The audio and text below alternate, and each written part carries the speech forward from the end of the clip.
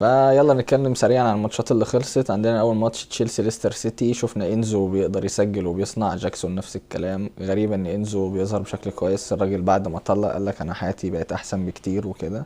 هنشوف هيفضل احسن بكتير ولا ايه، عشان انا اعمل لكم مفاجاه بعد ما اقول لكم تشكيلتي. يعني الماتش اللي بعديه ارسنال نوتنجهام، ارسنال بالثلاثه، نوانيري، ساكا، بيعملوا ماتش حلو جدا. توماس بارتي كمان بيسجل هدف، كان هدف جميل بصراحه. نوتنجهام مفيش اي حاجه، ما ظهرتش بالشكل اللي احنا بنشوفه بقالنا كذا جوله ده، بس تمام يعني. الماتش اللي بعديه استون فيلا كريستال بالاس، كريستال بالاس بتسجل هدفين، يعني دي كانت غريبه بالنسبه لي ان استون فيلا تبلع جونين من كريستال بالاس. اسماعيل صار بيسجل وتقريبا كمان بيصنع، وديفني كمان بيسجل. ديفني ده لسه صاعد، مع يعني اول جون ليه تقريبا مع او رابع جون ليه حاجه كده مش فاكر. يعني الناحيه التانية باركلي اللي كل ما بينزل بيسجل مع استون فيلا، واتكنز كمان بيسجل. فين بقى روجرز؟ انا ما اعرفش يعني، مش عارف، عمال بس يعمل لي كده وبتاع، لما انا احطه دكه يجيب جون، يجي يلعب بقى لا خلاص كده. برايتون بورنموث، بيدرو بورو الراجل اللي عائد من الاصابه بيسجل لتاني مره. ميتوما كمان بيقدر انه يسجل، ويلبك ما سجلش الجوله دي. الناحيه التانية ديفيد بروكس الراجل اللي عائد من المرض بيسجل، يعني نزل بديل لكلويفرت اللي عندي، جاب جون. ارزاق. الماتش اللي بعديه مش هنسكوره يعني، ايفرتون برينتفورد، بس خلاص كده. وولفرهامبتون فولهام، كونيا بيسجل هدفين وبيصنع، فكونيا بيسجل هدفين وبيصنع هدف. جيديش بينزل وبيسجل هدف.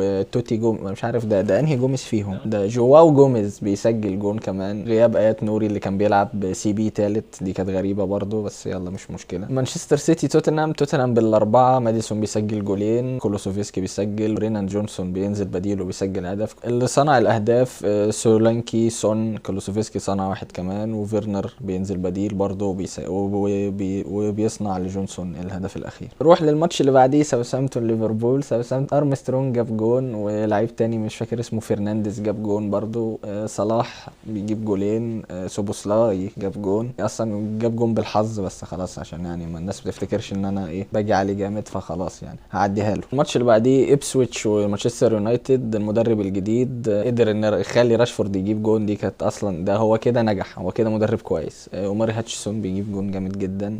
ونانا كان عامل ماتش حلو برضه للي ما شافش الماتش يعني. ونانا عمل 2 سيفز كده، ما تحسوش ان هو يعني، تحس ان ده مش اونانا اللي احنا نعرفه. نروح لاخر ماتش معانا، ويست هام نيوكاسل. سوتشيك بيسجل جون، ووان بيساكا بيسجل جون. الناحيه الثانيه نيوكاسل ما ظهرتش خالص، ما فيش اهداف. ايزاك ممكن يكون راح كوره بس الجون اتحسب اوفسايد. اوريكم دلوقتي تشكيلتي الجوله اللي عدت دي، طبعا يعني اللي عايز يضحك عادي، مقبول الضحك مش مشكلة. بس يلا نخش بينا على اختياراتك للجولة الجاية. اختياراتك للجولة الجاية، ويعني خدوا بالكم عشان الجولة دي اللي بعديها هتتلعب بعديها بيوم، فالحقوا تعملوا تغييراتكم بسرعة عشان ايه محدش يتسوح. انا هو بلغتكم. وخدوا بالكم برضو ان الجولة الجاية هتبدأ يوم الجمعة مش يوم السبت زي ما هو متداول يعني، فايه محدش يسرق. نروح لأول ماتش معانا، برايتون ساوثهامبتون.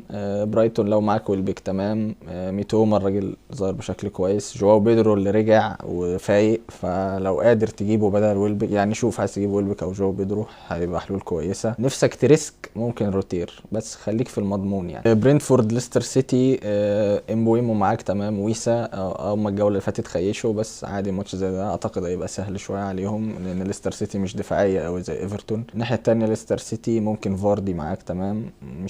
مش قادر احدد حد تاني الصراحه، هو فاردي اضمنهم حاليا. كريستال بالاس نيوكاسل، يعني نيوكاسل متخبطه شويه، فخليك في المضمون، جوردون او ايزاك.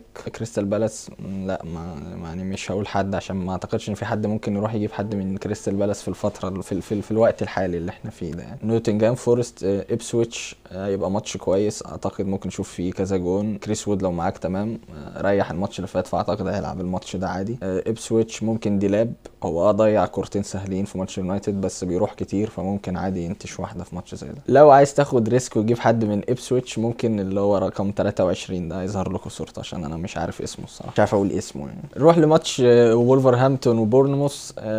ماتش كويس ده الصراحه، حاسه يبقى فيه جوان كتير. انا معايا كلويفرت هسيبه، ومعايا ايات نوري هسيبه برضو، ان شاء الله ما يلعبش مدافع ثالث في الماتش ده. كونيا اعتقد لا مجال للشك فيه، الراجل الوحيد اللي بيعمل حاجه في الفرقه المالت دي، فممكن تجيبه عادي. عايز تجيب حد برضو من بورنموث، انا قلت معاك كلويفرت. ممكن تجيب ايفانيلسون مهاجم، فممكن يسجل في ماتش زي ده، لان ولفرهامبتون دفاعها مش احسن حاجه يعني. ارسنال ويست هام. ساكا، يعني هو الماتش كله ساكا. وممكن مدافع من ارسنال. شوف انت يعني تقدر تجيب تيمبر، كاليفيوري، ساليبا، شوف بقى اللي انت تقدر. انا معايا رايا فسايبه خلاص. لو هتقدر تجيب مدافع من ارسنال واحسنهم تيمبر دلوقتي يبقى كويس جدا. نروح للماتش اللي بعديه، تشيلسي استون فيلا. ماتش الكولد، بالمر وروجرز. فبالمر تمام، جاكسون ماشي كويس لحد دلوقتي. انا اتجننت وقمت جايب انزو فرنانديز وشيلت روجرز، فيا رب يعني. طبعا روجرز عارف هيعمل ايه. روجرز جونين الجوله الجايه، ما حدش يشيله غيري، انا بس اللي هشيله. استون فيلا عايز تجيب حد، ممكن واتكنز يعني.